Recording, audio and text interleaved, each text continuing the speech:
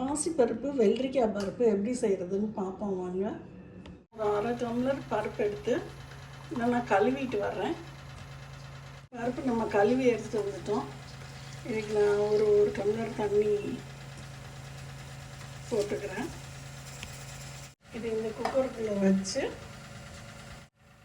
மூடி போட்டு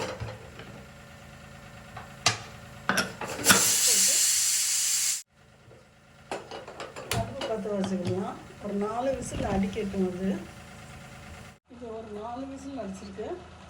ஆஃப் பண்ணிக்கிடுவோம். மேலேனா திருப்பி ஒரு விசில் போட்டு விடுவோம். நான் ஒரு 4 வெள்ளரிக்காய் எடுத்து வச்சுருக்கேன். இதை நான் கட் பண்ணிட்டு வரேன். தொலி சீவிட்டு இந்த மாதிரி நான் வெள்ளரிக்காய் கட் பண்ணி வச்சுருக்கேன். இப்போ அந்த குக்கரை திறந்து பார்ப்போம்.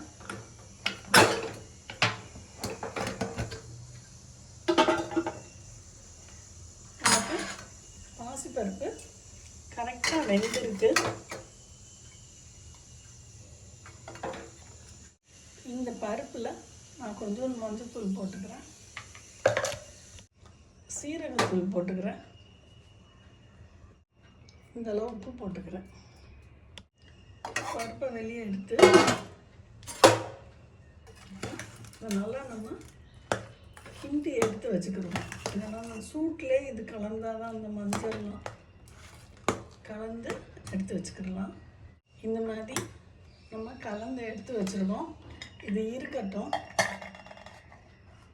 இப்போ இந்த குக்கரில் ஏற்கனவே பருப்பு தண்ணி இருக்குது.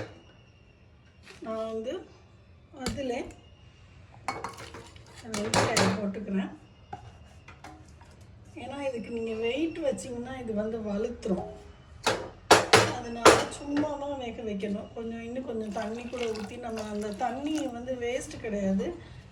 வேறு ஏதாச்சும் சாம்பார் இல்லாட்டி சூப்பு எதுலையாச்சும் நம்ம ஊற்றிக்கிடலாம். அதனால இந்த இதை போட்டு வெள்ளரிக்காய் வேகட்டும். அப்புறமா உப்பு போட்டுக்கிறோம். ஒரு 5 நிமிஷம் வெந்தால் போகும். இது சும்மா தான் வச்சுருக்கோம், வெயிட் கிடையாது. வெயிட் போடலை, நம்ம சும்மா வேகட்டும்னு விட்டுருக்கோம். இப்போ நம்ம திறந்து பார்ப்போம்.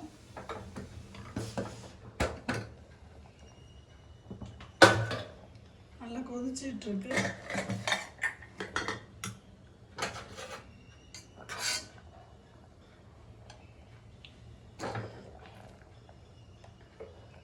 தண்ணி நிறையா தான் வச்சுருக்கோம். தண்ணி வேறு நம்ம சாம்பாரில் இல்லை சூப்பில் எதுலனாலும் ஊற்றிக்கிடலாம். நல்லா வெந்துருச்சு. இங்கே வருங்க, ரெண்டாக உங்களுக்கு உடையுது. அதனால இந்த அளவு போதும் நமக்கு. நீங்கள் வெயிட் போட்டிங்கன்னா அது வலுத்துரும், சாப்பிட முடியாது. இப்போ இதான் இப்போ இந்த வெள்ளரிக்காயை இந்த மாதிரி ஒரு வடிகட்டு வச்சு தண்ணியை வடிச்சுக்கிறோம். இந்த தண்ணி வேஸ்ட் கிடையாது. நான் இன்றைக்கி சாம்பார் பண்ணுறேன், சூப் பண்ணுறேன், அதில் ஊற்றிடுவேன். இப்போ பாருங்கள், இந்த தண்ணி வடியட்டும். தண்ணி நமக்கு ஓரளவு வடிஞ்சிடுச்சு. நம்ம இப்போ இந்த பருப்பை எடுத்து வச்சுருக்கோம்.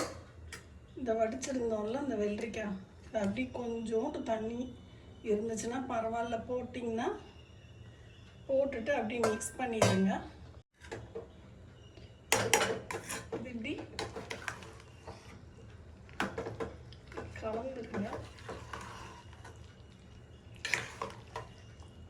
கொஞ்சோண்டு நமக்கு தண்ணி பத்தாமல் இருந்துச்சுன்னா அந்த வெள்ளரிக்காய் தண்ணி வேக வச்சது இருக்குல்ல, அது கொஞ்சோண்டு ஊற்றி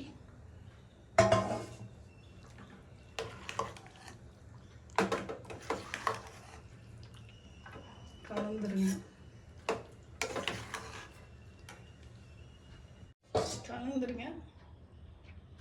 இன்னும் கொஞ்சோண்டு வேணாலும் நீங்கள் தண்ணி ஊற்றிக்கிடலாம். அந்த தண்ணி நல்லது தான். இப்போ அந்த பருப்பை தாளிச்சுக்கிறோம்.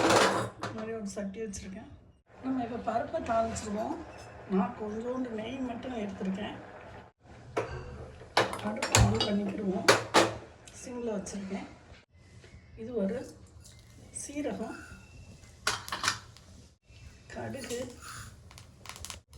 பெருங்காயம், ஒரு மிளகாய் வத்தல்,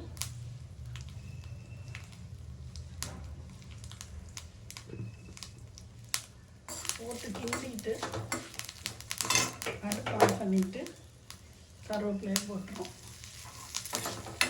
ஒரு நிமிஷம் இருக்கட்டும் அடுப்புலே. இப்போ இந்த மிளகாயை அப்படி இந்த பருப்பில்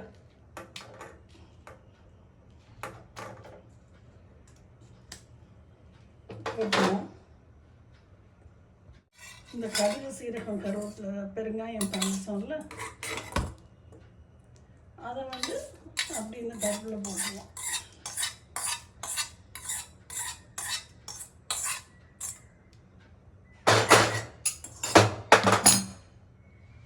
நமக்கு சமையமையான வெள்ளரிக்காய் பருப்பு ரெடி. நல்லா கிளறிட்டு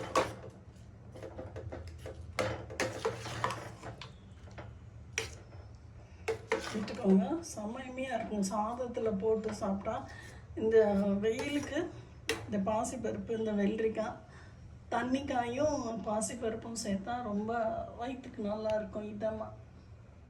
இந்த பாசிப்பருப்பு வெள்ளரிக்காய் பருப்பு செம்மையாக இருக்கும். குழந்தைகளுக்கெல்லாம் சாதத்தில் போட்டு பிணைஞ்சு சாப்பிட்லாம். ட்ரை பண்ணி பார்த்துட்டு சொல்லுங்கள் ஃப்ரெண்ட்ஸ். பாய்.